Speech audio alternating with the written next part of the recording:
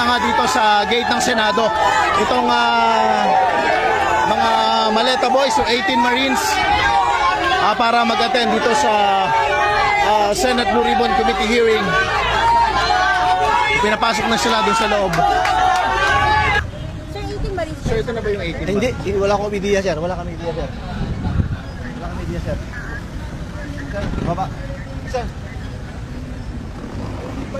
Attorney, are you going to attend the Blue Ribbon Committee hearing today? Na-traffic lang kami. Traffic ang EDSA eh. Oo. Kasama niyo ba yung Nandyan. 18 Marines? Kompleto kami. Nandyan sila. Ilan kayo lahat, attorney? Pare, 19. Sir, what are we expecting? Are we going to testify pa rin ba? Pareho lang din ang sinabi ng Webes? Paano po? Oh, walang issue. Handaan naman kami gumarap. Handa kayong humarap.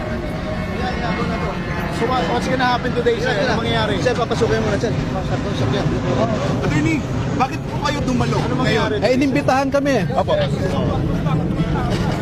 Sir, kumpleto yung 18, yung 18 Oo. Marines. May mga bago pa bang isisiwalat yung 18 Marines? Yung mga dating soldado, attorney? Ayaw nyo kaming papasukin? Kausap po, sir. Sa usapo. May usapo dyan, sir. Asan yung usaa? Usaa. Oh, yes. Ano? Pwede naman.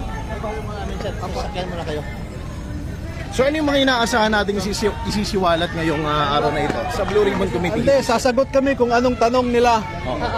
Pero sir, may mga sinasabi doon sa samahan nyo kami isiniwalat ng Thursday, wala yung pangalan ni na Senador Loren Legardo daw. Sir, may pagbabago doon sa affidavit? Hindi naman sila nagtanong eh. Tinanong ba nila? Oo. Pero nandun, sir. Pero kasama, sir. Kasama. Sir, may mga bago bang pangalan na Kasama po ba? Oo, may mga bago pangalan ba, sir? Attorney, dun sa 5 million, meron na bang may information na ba? Yung sinasabing symbol.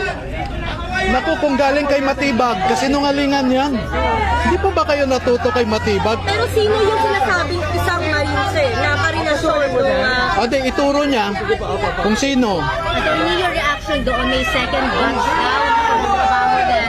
Pwede daw.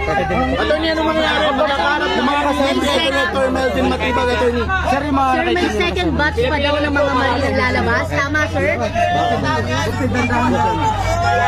Sir, can you confirm, sir, yun? May second batch pa daw na lalabas ng mga Marines. Marami pa, marami. Sir, may second batch na. Pumasok na nga dito sa gate ng Senado itong mga Maleta Boys, so 18 Marines para mag-attend dito sa Senate Blue Ribbon Committee hearing. Pinapasok na sila dun sa loob.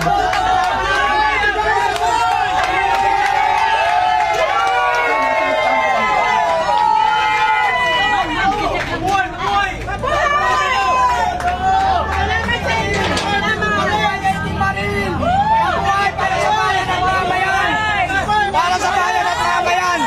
Para sa bayan at mamamayan! Mabuhay 18 Marines! Mabuhay 18 Marines! Mabuhay 18 Marines! Saludo! Saludo!